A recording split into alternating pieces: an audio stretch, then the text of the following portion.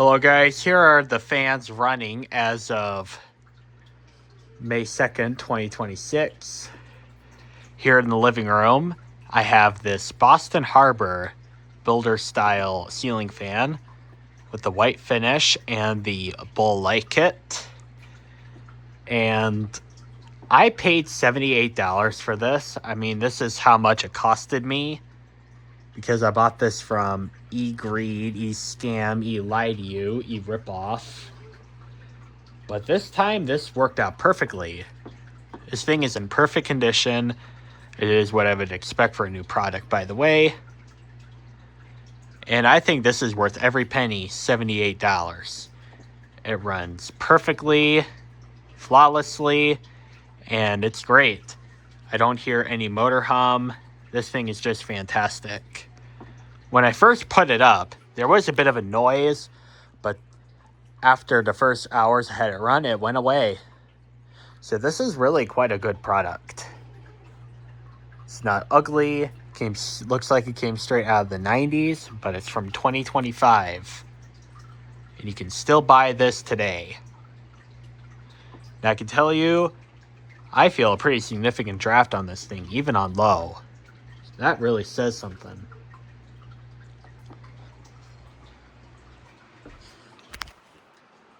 On the floor here in the living room, I have a 1987 Galaxy fan with amber blades. This thing has a bit of a squeak in the oscillation,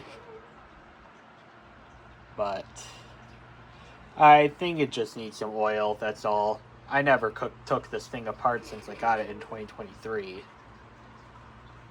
But this thing is really quite powerful.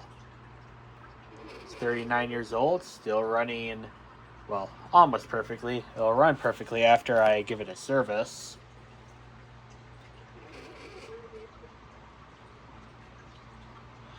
Yeah, I'm turning the oscillation off on this thing.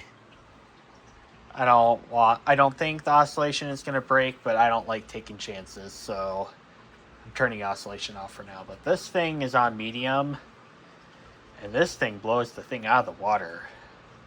Really is quite a good fan.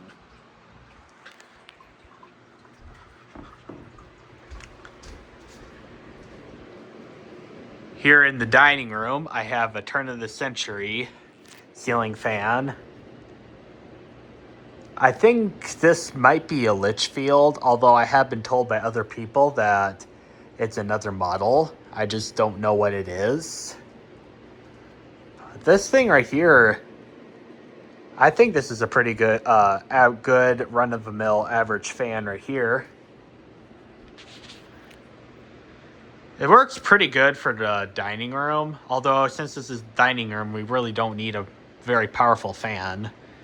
This is not top of the line. I would say that the Boston Harbor is a little bit better than this, but for what it's worth, I think this is a pretty good fan as well.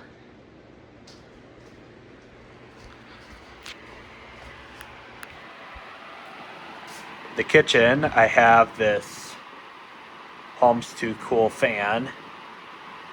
And what a gimmick of a product it was. This was sold in the 2000s, and this thing right here really is quite a gimmick.